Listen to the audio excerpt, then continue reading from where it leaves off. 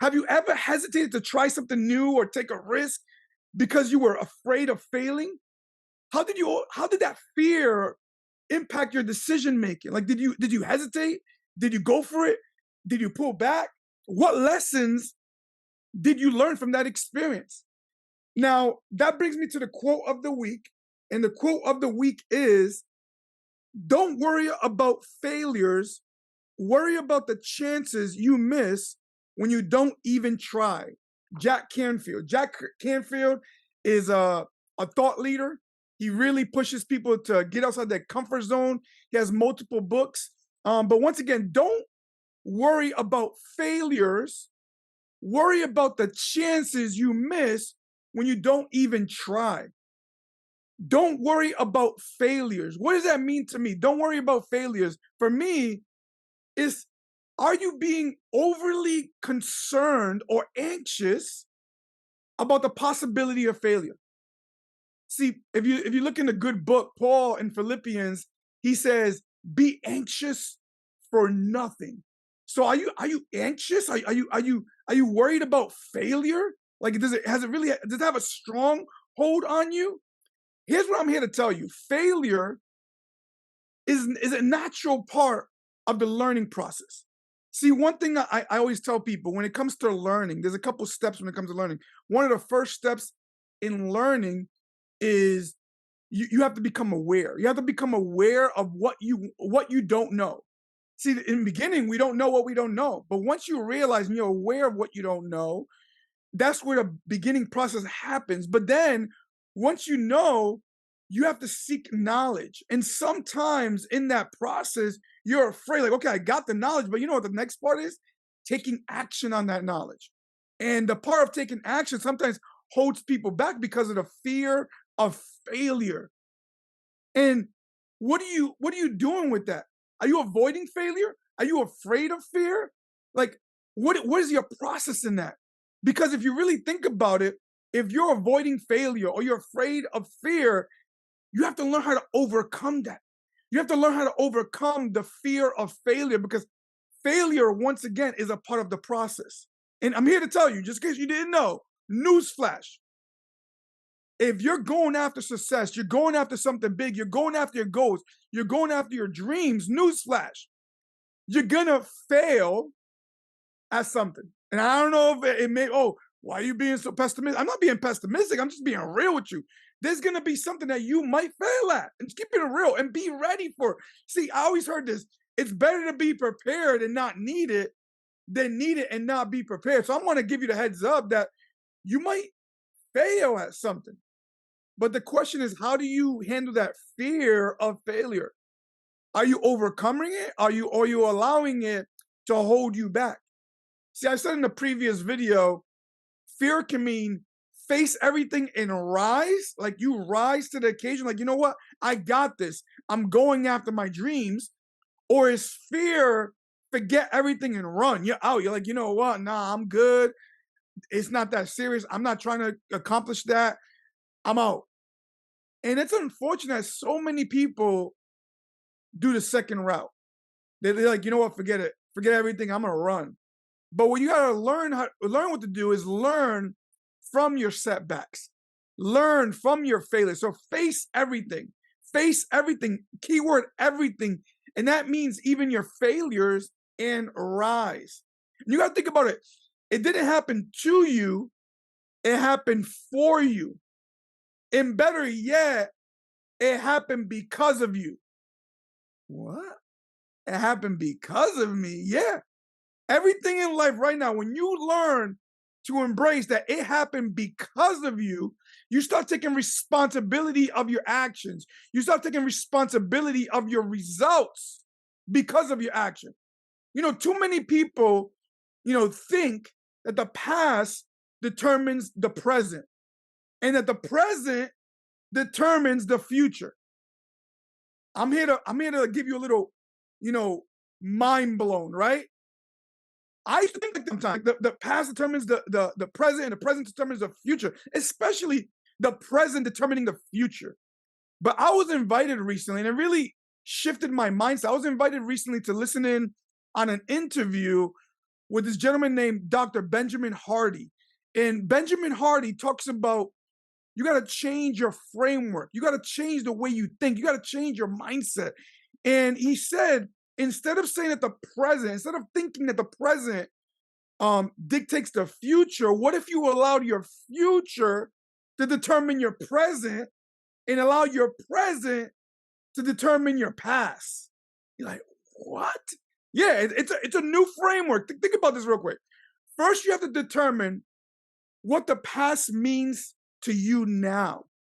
See, the beauty about the past now is that it may not seem like all dandy and right at the moment when you're going through that struggle, when you're going through that challenge, when you're going through that obstacle. But right now in the present, when you look at the past and you can give it a brand new meaning, a brand new framework, a brand new way of thinking, and you can grasp a lesson from that. You can take a positive out of that. Rather than letting it hold you down, you're letting it lift you up. So by allowing you to determine the past means to you in the present moment, you use it as a catalyst. It's getting you off the ground, because you know what? That doesn't define me, right? It does not define me. It just helps me become better now so I can go after the future. And the second thing is allow the future to determine your present. What do I mean by that? What Dr. Hardy was talking about was, what if you took your goals, your dreams, your aspirations, and you 10x them, like made them absolutely huge, like almost impossible. Like when you think of them, you're like, no way possible am I going to get that done. And just by the way, rather than say I can't get it done, what he's saying is, and I've heard this before, is when you make goals that big and you say, you know what, I got to get it done, they're so big that it gets your mind to think how. So instead of saying I can't get it done, you think, how can I get it done? That's Robert Kiyosaki said that. I heard him say that multiple times. When the moment you say you can't do something, that is a statement. And when you make a statement, that's a period, end of conversation, done. But when you ask how, that is a question. When you ask questions, you get answers. So when you ask yourself how, when you ask your team how, when you ask your crew how, when you ask your partners how, you're going to get answers to go get that goal. Even if it's 10x, you're going to get it done. And you know what it does in the process of you 10xing your goal? It requires you to become bigger, become better, become smarter, become more effective and more efficient. Not only as an individual, but especially as a team, as a group. If you set the team's goal at a 10x part, and then you tell them, hey, we as a collective unit are going to get this done. Now, the second part that really blew my mind, he talks about an 80-20. And I know I'm going a little bit down a rabbit hole with this whole quote, because this has to do with the quote. If you really think about it, think about the quote I just mentioned. This is exactly what I'm talking about. It's facing your fears, right? Facing your fears and making it happen. Not even trying. No, I'm showing you ways to get it done so you can try, right? Even more so, take action. So what he says is, when you 10x your goals that big and you say to yourself, I'm only going to entertain solutions, things, projects, ideas, conversations, time that gets me to that goal. Everything else is a distraction. Everything else is eliminated. So what he talks about is, he used the 80-20 rule in a different light. He says 80% of the things you're doing right now don't even get you to that 10x goal. And by making it 10x, it shows you clearly what gets you there or not. Because if you think about it, you might have a small goal. There's multiple ways to get there. But when you 10x that goal, it makes it that much more impossible that there's only a few ways to get there. And since there's only a few ways to get there, you eliminate all the distractions and you get there even quicker. See, I encourage you to adapt this framework. I encourage you to really look into that. If you want to pick up the book, it's 10x is easier than 2x. I believe the book is called Benjamin Hardy. Go look it up. See, here's what I want you to know. I want you to look at, I want you to embrace, I want you to see failure as a stepping stone to success, as a prerequisite to success.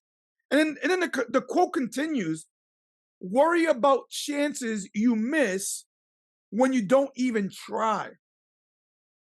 See, it's super duper important to take actions and seize the opportunity. Rather than allowing fear or hesitation or insecurity or doubt to hold you back, you got to take action. You got to go for it. Even when you think you're not even ready, you got to take a leap of faith and just go after it. See, there is a potential regret that can result from not pursuing opportunities, not pursuing your dreams due to the fear of failure. See, I don't know about y'all, but I don't want any kind of regret. I don't want that because I want to go after my goals. I want to go after my desired result. I want to go after that opportunity and know I at least tried. Because I don't want no missed experiences. I don't want no missed opportunities. See, it's not even so much about the goal. It's also about the person you become. It's also about the people you meet along the way, the experiences. That part for me is so much more important. So I don't want to live a life of regret. I don't want to be saying, what if I would have did that? Who would I have met? What kind of impact would I have made? And that's what really has me thinking. Now, there's so many inspirational stories I can share with you right now of individuals that embraced failure. They took on failure and they took risks to pursue their dreams and aspirations. But I really want you to think about what it really takes to go after your dreams. You have to have the willingness. Listen to me, the willingness to at least give it a try. To try despite the possibility of failure. Because I get it. There is a possibility of failure. But like I said in last week's video, you can think, what if I fail? What if it doesn't work? But there's also the other side of the coin. What if it does work? What if it ultimately leads to growth, to success, to fulfillment, to impact? What if because you said yes today, what if you went after, even if you failed, you failed forward, you conquered your fear and you were able to impact this world in a major way, change someone's life. And the way you're going to do that is shifting your focus on seizing the opportunity. Where is the opportunity? Only take on those ideas that get you closer to your goal. Remember I said earlier, if you 10x your goal, you make it that much more big, the possibility of getting there, there's less possibilities to get because you're making it that big.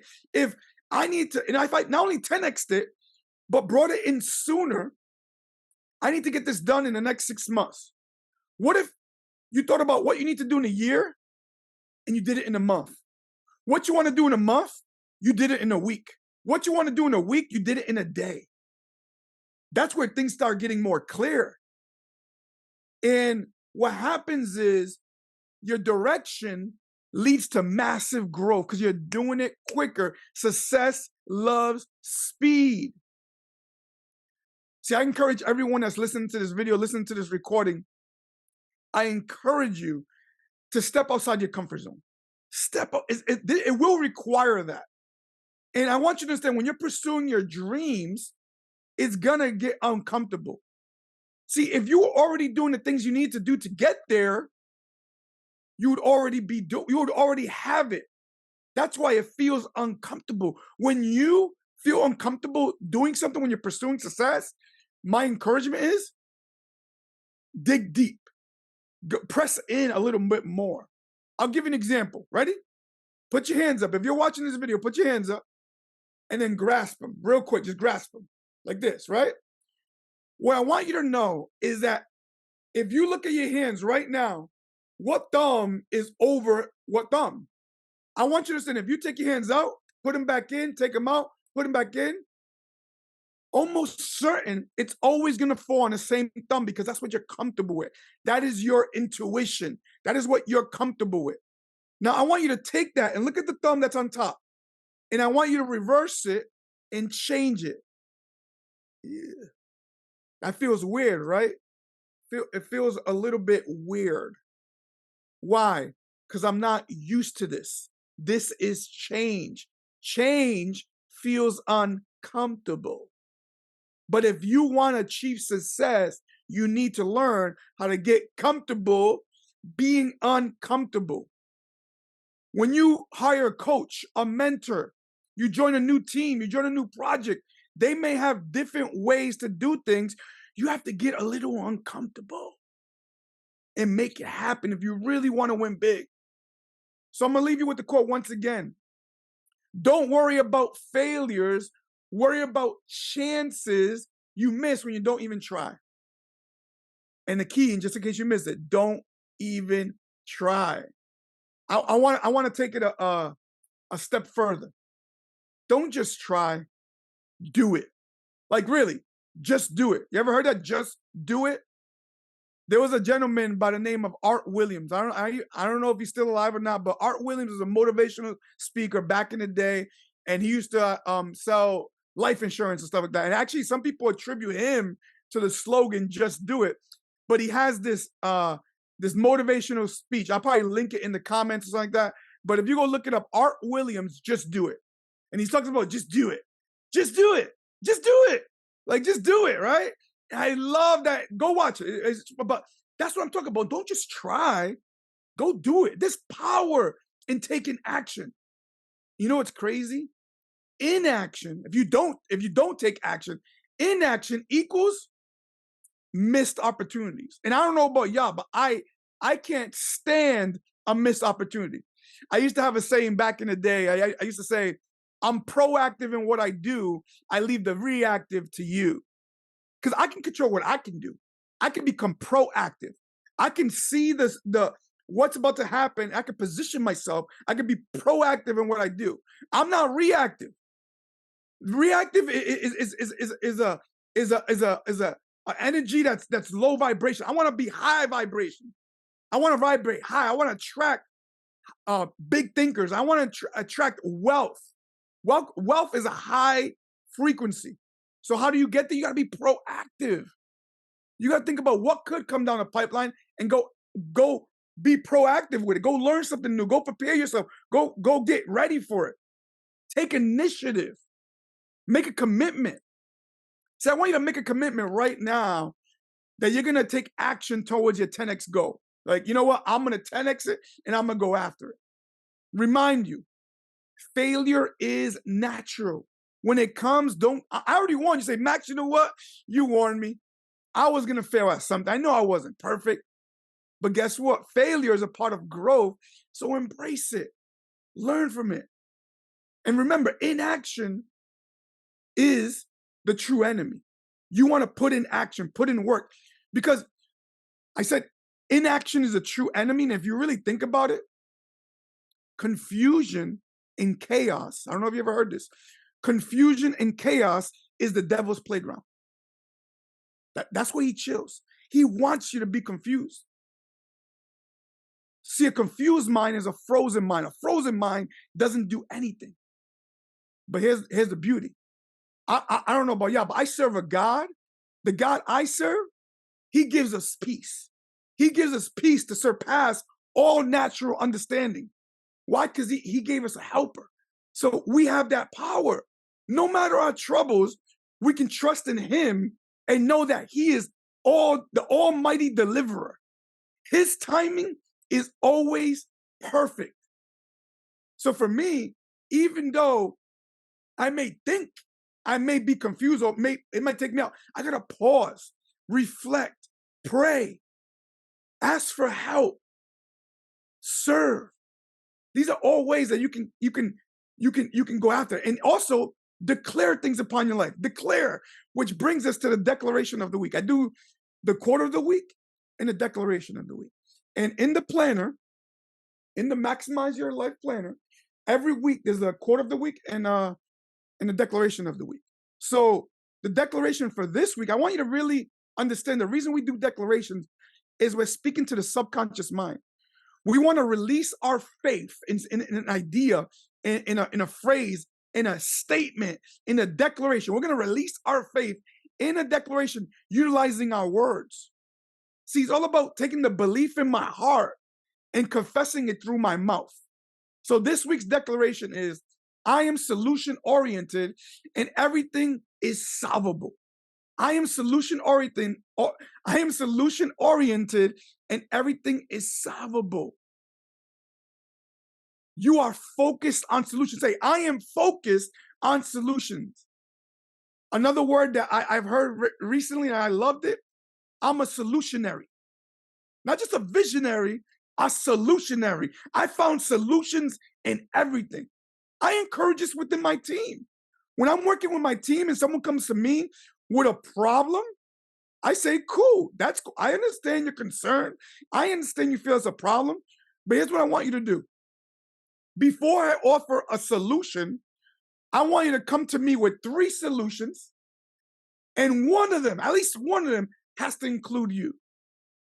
And if you're a leader and you lead a team, or you're a parent and you're parenting your children, I'm telling you, you're by doing that, by having them come up with 3 solutions and one includes them, you're empowering people. You're helping people grow. You help them become better. Everything is figure outable, right? Everything's figure outable. And in all your work, here's what I want you to know. In all your work, the end goal is to help provide a clear solution. If you think about this declaration, I am solution oriented. In everything you do, the end goal, the end result is to provide a clear solution. So solution-oriented people always find a way. See, I want you to embrace that. I want you to feel that. I always find a way. Remember what I said earlier, it's not about I can't, it's about how. Solution-oriented people are critical thinkers. They think about the how. They think about the why. Why am I doing this? And they figure it out. And if the why is big enough, the how comes, right? And no matter how big or small, here's what I love about solution-oriented people. No matter how big or small no matter what they're going through, they find a way to get things done and get it done right. Embrace that. I get things done and I get things done right. Say it with me. Solution-oriented people don't just solve problems. They help identify the source of the challenge, the source of the obstacle, the source of the problem. They identify it and provide the right or a better way to get it done. So remember what I said earlier about being proactive? If you're solution-oriented, you're always looking for a solution, guess what? You're proactive. And this requires, you need to understand that it requires the ability to think. It requires an ability to evaluate, look at the situation. It requires an ability to analyze. It requires an ability to decide. Not just decide, you got to decide clearly and quickly. And in such a way that it creates a solution. Now I know this is the declaration part, but this declaration is so important because what are you doing for yourself? When you say I'm solution oriented, here's my advice. Go find a group of people, a large group of people that you can serve, right? But not just a group of people. Find a group of people with a large problem. I'm talking about a huge problem. And then you go be solution oriented, create a solution, market to that audience, and make them an offer. And what that does is by you making them an offer, you're providing value, you're providing a solution, and guess what they're gonna do in return? They're gonna pay you. You can repeat that, get paid, repeat, get paid, repeat, get paid, and go create wealth because you are a solutionary. You are a solution-oriented person. So once again, the declaration is, I am solution-oriented and everything is solvable. Ladies and gentlemen, I hope you got some value from today's message. Thank you so much for your time. If you truly received value, I encourage you not only to subscribe, like, comment, but also share it with your family and friends, anyone that you think that can get value from this message. We greatly appreciate you sharing it. My name is Maximo Lora. Once again, signing off. God bless. Take care. Let's go impact this world and let's go live life to the max. Peace out.